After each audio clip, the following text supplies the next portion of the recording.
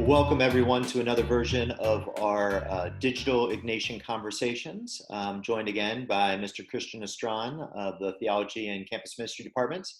He has proposed an idea for another conversation to reflect on our times, a time when our normal patterns are disrupted, when we are not in our normal routines, not unlike a time when St. Ignatius ended up recovering from the wounds that he suffered. So this is a societal reality that has disrupted us and made us think about solitude in a different way, how we relate to one another, and gives us, hopefully, an opportunity to reflect on the patterns of our life and lead us to a deeper discernment.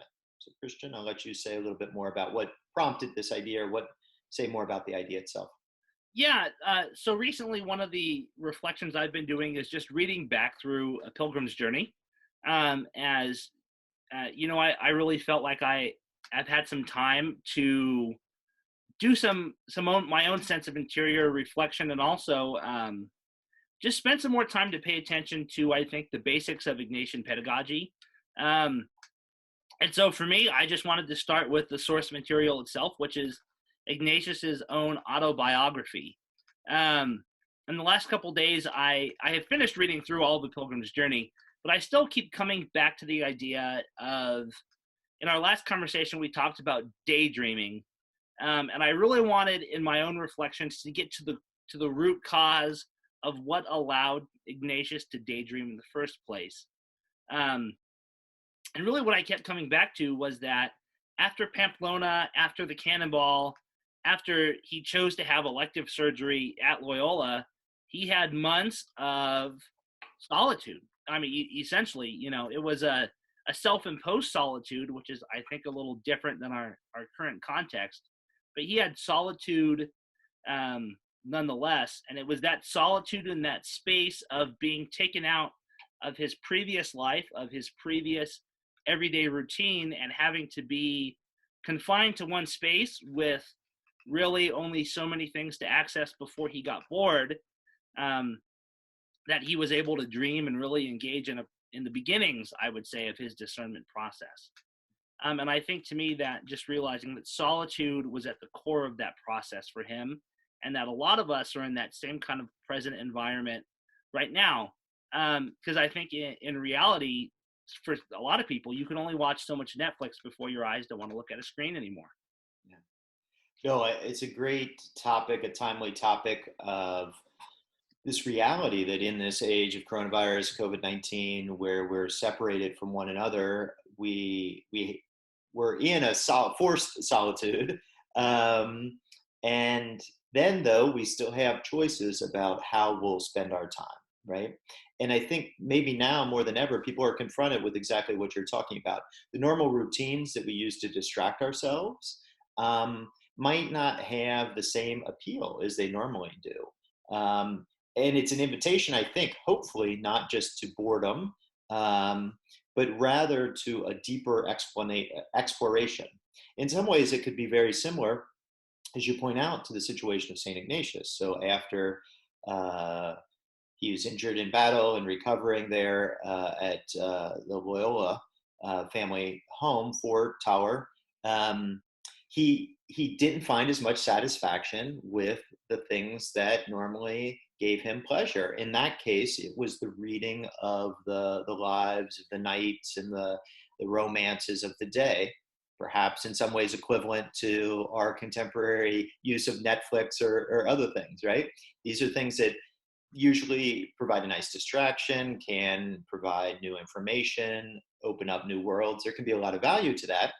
And yet, at the same time, for Ignatius, as appealing as those stories were in his normal life, in that period of solitude, where he was disconnected from the normal rhythm, he didn't find that deeper satisfaction that he did in reflecting on larger goals, on things bigger than himself, on eventually then this religious life.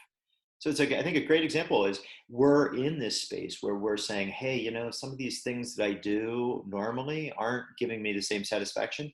Maybe I should look at some other things that might be helpful in finding that deeper meaning. Yeah, I definitely, I think that's right.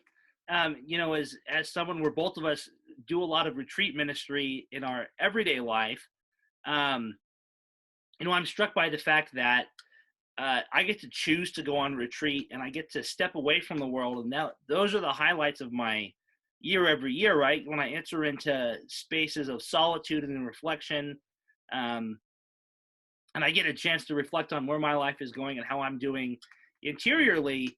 And people all the time talk about wanting to withdraw and take some time for themselves. Um, and what we find right now is that everyone is having time for themselves, unless you're someone who's in an essential industry, which is different, very obviously. But we are finding a societal moment where, in a way, we are all given the chance to enter into that kind of retreat mentality of self-reflection. Um, and I also think that, um, you know, Ignatius himself, just thinking about our present moment as well, in that solitude, he had a lot of anxiety about what was going on and what direction he wanted to choose. And I think that is not so different from our present moment for a lot of people, certainly myself, about a lot of anxiety of our present moment as well. And where are we going to go, individually and collectively as a community after these events are over? That's a really interesting point that I hadn't been thinking about before, but just the unsettledness of society. Because if we think of Ignatius's time, actually there was a lot of unsettledness there as well. Different. Certainly, they had disease and plague, and were probably more affected by that. Certainly, more affected by that than we are day to day in our times. But also that he lived in a time of great religious uncertainty, with the age of the Reformation, with a lot of new religious movements, with a lot of questioning of beliefs. He himself suffering from, for sometimes his ministry ending up in prison under the Inquisition, being evaluated. Very uncertain times, right?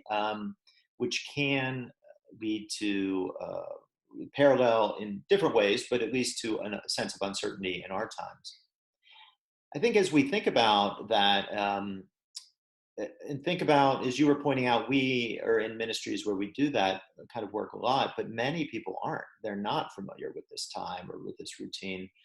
It might be useful to think about what kind of ideas or suggestions or things would we offer to people. I think first of the way that Saint Ignatius went through a lot of different rhythms in life, from that early recovery, then to his time in Manresa, where he was also in a lot of solitude and confronted a lot of challenging difficulties of back and forth unsettledness of spirit, to then later him kind of as the leader of the Jesuits and giving the spiritual exercises.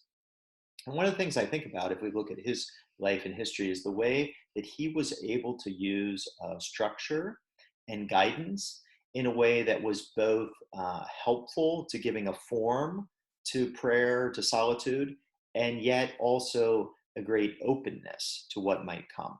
So, for example, on the spiritual exercises, there'll be a number of different prayer experiences. The days when you're in solitude can be quite structured in a sense, but the structure is one that is very open. You're in a position of structure or prayer so that you can be open to whatever it is that God is inviting you. So that's one thing I think I've been reflecting on a little bit, how important it can be to have a structure or a routine, but not for the sake of the structure itself. It's not the structure or the routine that will kind of give me a deeper purpose or meaning, but rather that will help me have the right posture, the right openness, so that I can discern deeper. I can listen to God deeper. What are some things that along those lines that you might? No, I think that's really insightful, Bob, and I think it's true, right? The When you look at retreats and when we take time apart, um, we never enter into spaces where we just tell people, okay, go for 5 days and do whatever you want in any setting we're at. It's not that kind of loose, unstructured time. Rather, we have a structure and a format to help people guide and format their own thoughts.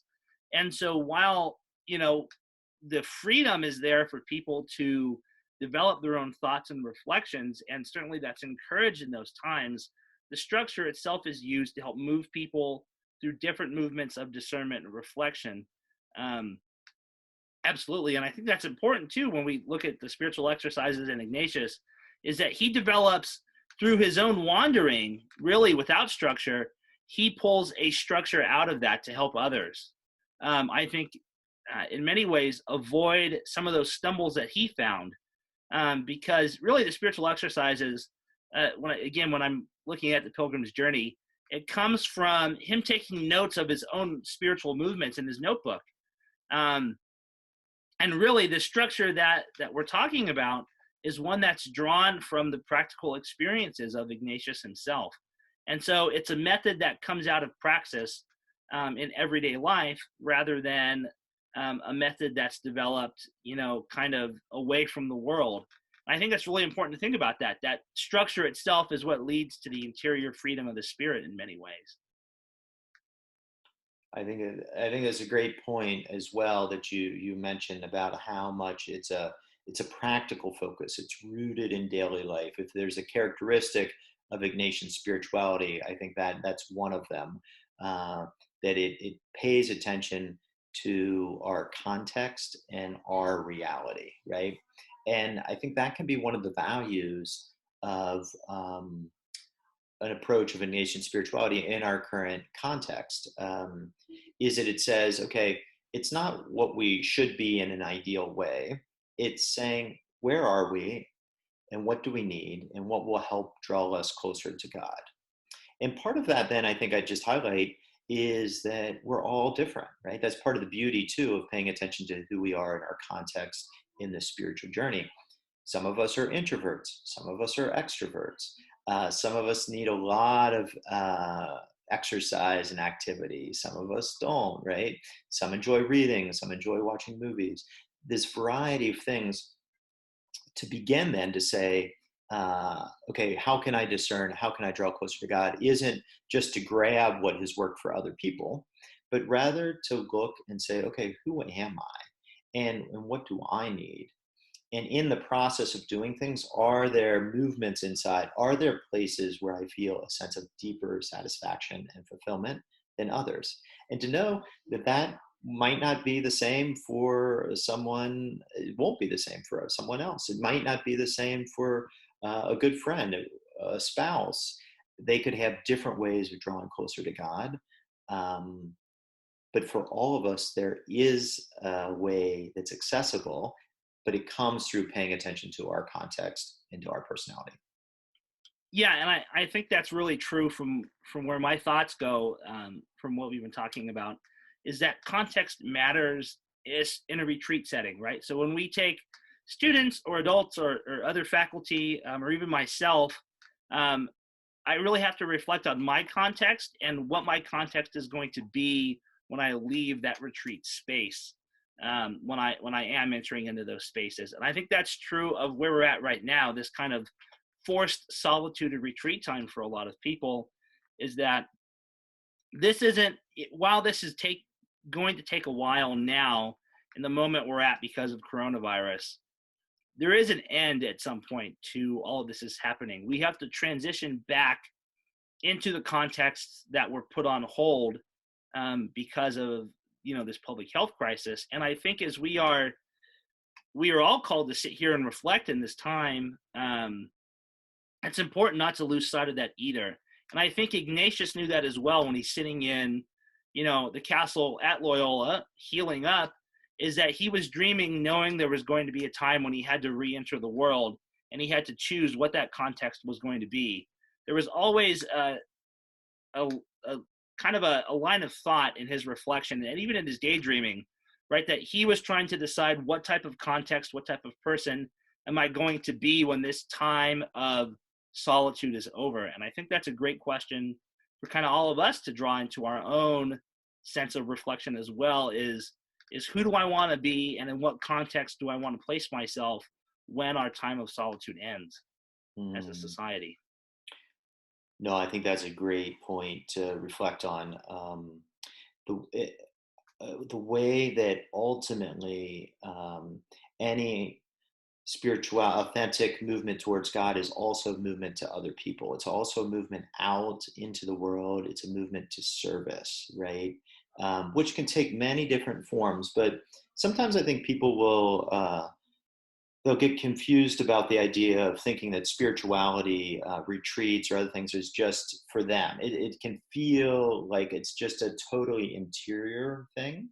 But as we know from the life of Ignatius, and just what you were saying there, we go to this interior space, we take time away from our daily routine so that we can more fully enter into it in the right way once we go back. The intention of intentional solitude in a retreat is always to help us know ourselves better and know how God is inviting us as we move back out. So I think that's a really important point, and one just to keep in mind, as you're saying, for this situation, we will come back out.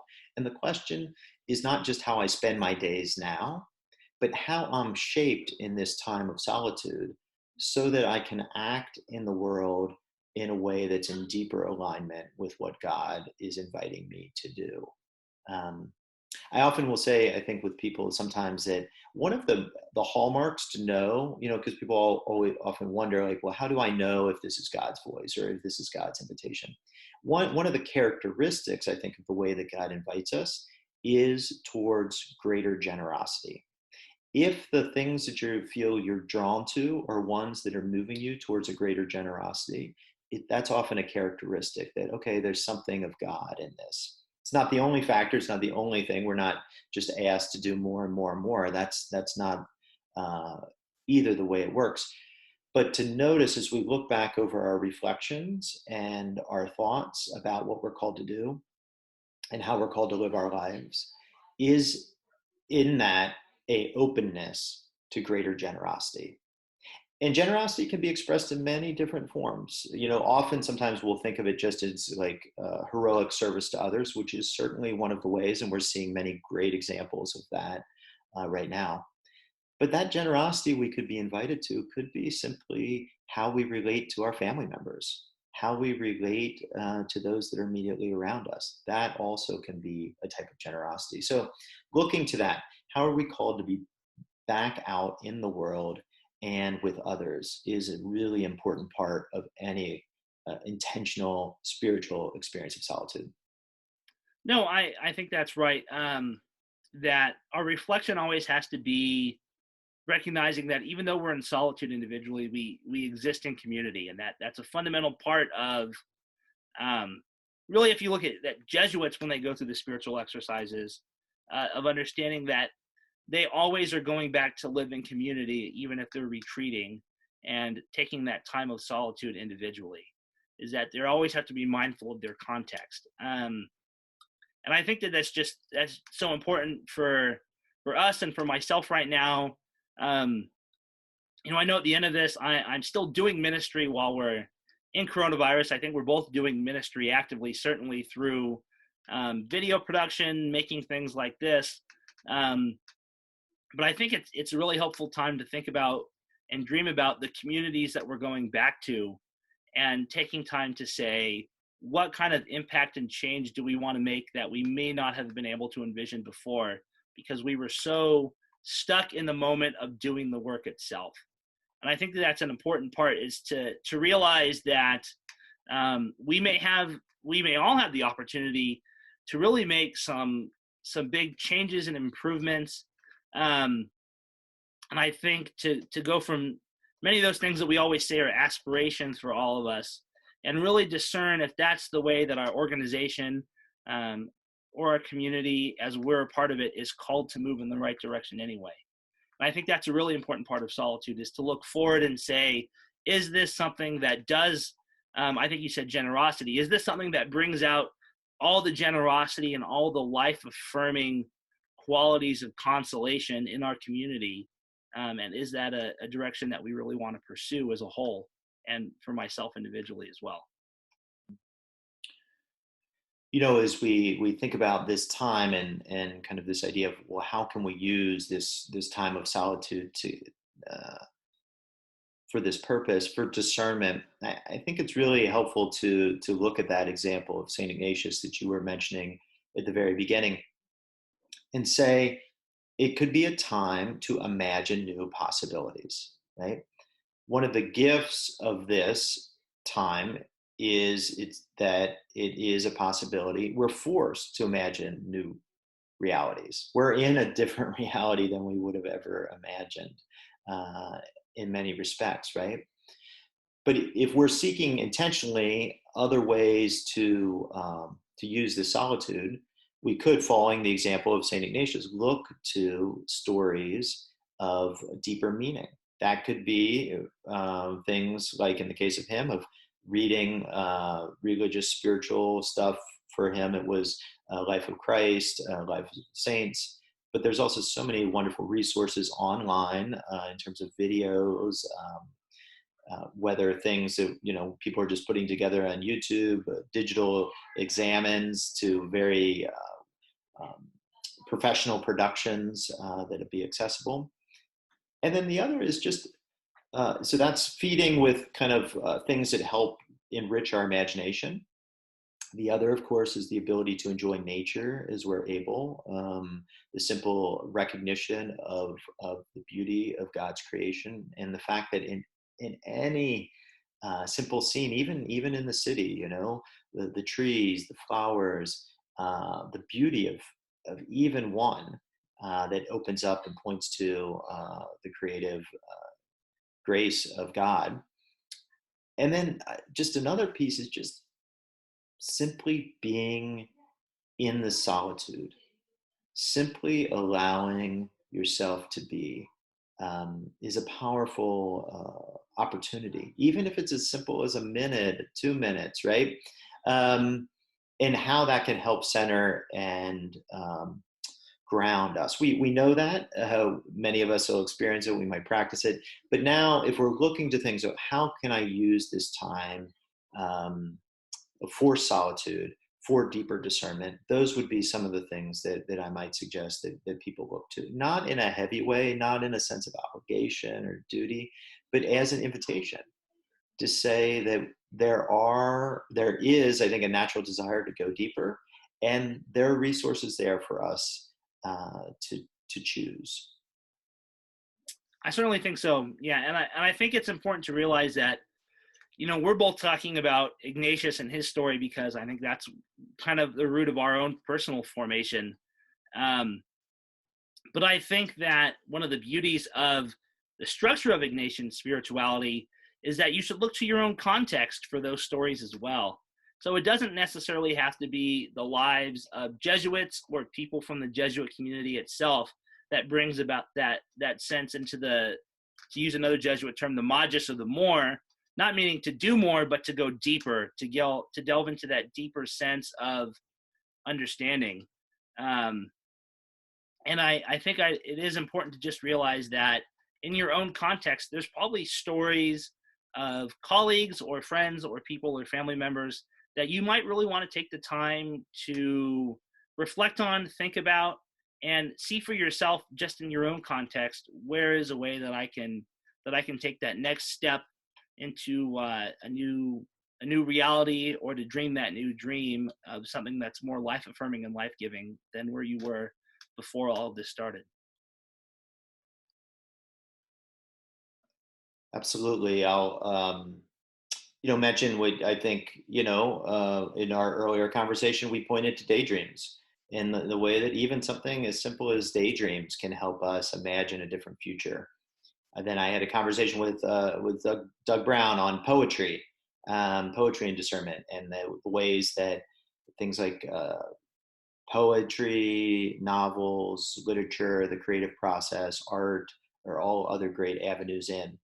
I'll also make a pitch that Father Frank Buckley over at Blessed Sacrament Church is doing a morning meditation each morning, where he's just kind of leading people through, is another great example.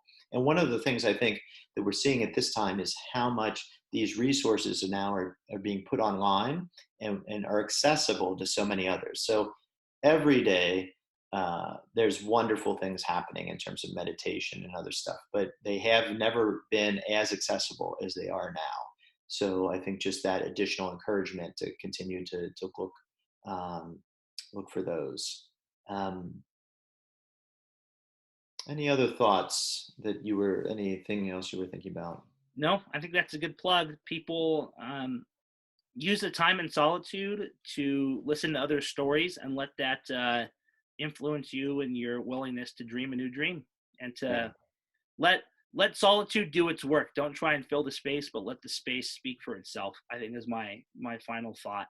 Hmm. um, I think, to end with a personal anecdote, one of the things and the stories that I love to share with students before I invite them to join me in retreat ministry all the time is that my favorite activity every summer, and whether or not I'll get to do it this summer, I think is to be determined, is that I drive up into North Cascades National Park, which is one of the most remote parts of the US-Canadian border, and I will hike 12 miles back into a remote fire watch and camp up there for 2 or 3 nights. Um, and the only thing I take with me is a journal. And I typically will fill a journal over 3 days of just thoughts and reflections, and just taking time to be present at 10,000 feet looking out over a mountain range with myself and God. And it's that time of withdrawal, but I never force myself to write anything. I let the silence move and guide me at predetermined points of the day when I want to write. And I never try and think about what I'm going to write ahead of time.